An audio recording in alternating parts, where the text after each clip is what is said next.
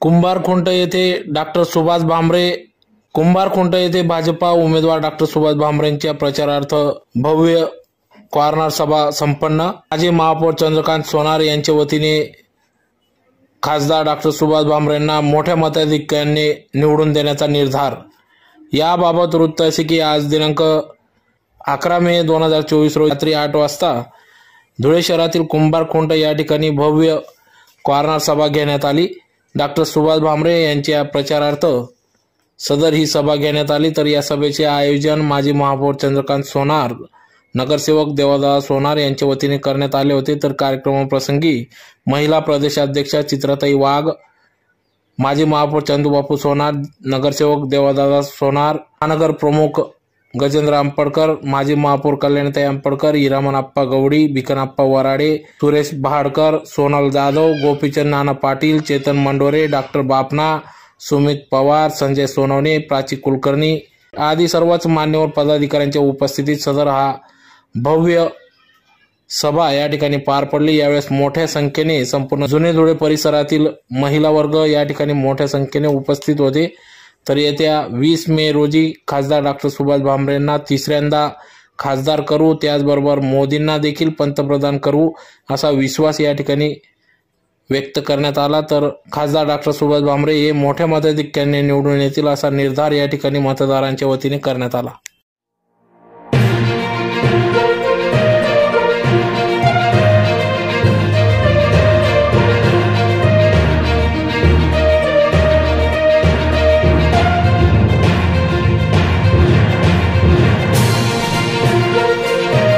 जागृत होतं आणि सतत हिंदूवादी जी पक्ष असेल, संघटना असेल, त्याच्या बाजूने सुभाषनगर जुना धुळ्यातील सर्व नागरिक त्याच्या बाजूने उभे राहतात आणि त्याच्या माध्यमातून आज डॉक्टर सुभाषजी भामरे साहेब बऱ्याच वर्षापासून त्यांनी वैद्यकीय सेवेतनं धुळे शहरातील तमाम गोरगरिबांच्या मदतीसाठी धावून आले। त्यांच्या वैद्यकीय दवाखान्यात वैद्यकीय उपचार करत असताना आमच्यासारखे हजारो धुळे शहरातील त्यांच्याकडे गेल्यानंतर त्यांनी गरीब असतील, कष्टकरी असतील, उपचार झाल्यानंतर पुष्कळ वेळा आमच्या सांगण्यानुसार डॉक्टर बाबासाहेब भामरेंनी 10 पैशाची त्या गरिबाकडनं घेतली आणि जी सेवा वैद्यकीय सेवेच्या माध्यमातून भामरे बाबांनी केली त्याचे फळ म्हणून डॉक्टर सुभाष भामरेला पहिल्यांदा निवडून आले आणि पहिल्यांदाच ते केंद्रीय मंत्री झाले। आप्पासाहेब, भगवानप्पा गवळी, नरेश अप्पा, बबनराव आणि त्यांच्या केलेल्या पुण्याई आपल्या सर्वांच्या पाठबळ हे सर्व असताना त्यांना तिसऱ्यांदा उमेदवारी मिळाली आहे आणि आज धुळे शहरामध्ये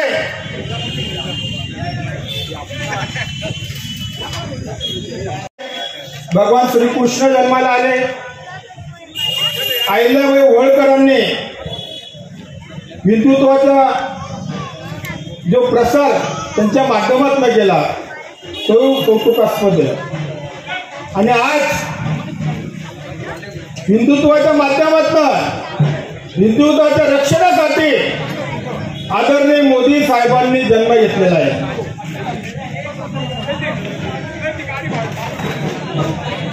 आपल्याला मतदानाची टक्केवारी वाढवायची आहे, तुम्ही साथ देणार का?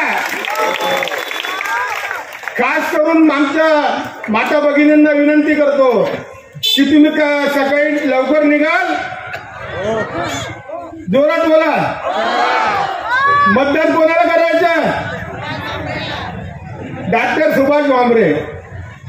आमचे बंधू आणि ज्येष्ठांना विनंती करतो की आपण निघाल का? धन्यवाद. आपल्याला सुभाषनगर भागात आपल्या टक्केवारी वाढवायची. मला माहिती आहे सुभाषनगर भागातील जेही काही मतदानाला आले ते डॉक्टर सुभाष भामरे आणि कमळालाच मतदान करणार आहे. त्याच्यामुळे मी तुम्हाला सांगू शकत नाही कोणाला मतदान करायचं. डॉक्टर सुभाष भामरे एक चांगला मनुष्य आहे. आदरणीय मोदी साहेबांचा द्वेष कशामुळे करताय काँग्रेसवाले. त्याच्यामुळे कारण असं की राम मंदिर कोर्टाचा निकाल मिळवला. भव्य राम मंदिर 22 तारखेला खुले केलं आणि जगभरात फक्त राम मंदिराची चर्चा आहे. संपूर्ण भारतातील लाखो लोक आज श्रीराम मंदिरात दर्शनासाठी जातात. पुष्कळ महिला रडल्या, ज्येष्ठ साधू संत रडले. ज्या दिवशी रामलल्ला आपल्या गाभाऱ्यात विराजमान झाले त्या दिवशी रडत होत्या महिला. अतिशय दुर्मिळशील असा प्रसंग कधी आला नसता. काँग्रेसवाल्यांनी कधीही रामाला राम मंदिरात येऊ दिलं नसतं. हे जे केलं फक्त ही ताकद फक्त नरेंद्रजी मोदी साहेबांमध्ये. विकास काय होतो, इतर काय गोष्टी घडताय, आम्हाला एकच घेणं आहे, आमच्या माय माऊल्या सुरक्षित राहायला पाहिजे. हिंदू धर्म सुरक्षित राहायला पाहिजे. आपला स्वाभिमान वाढायला पाहिजे.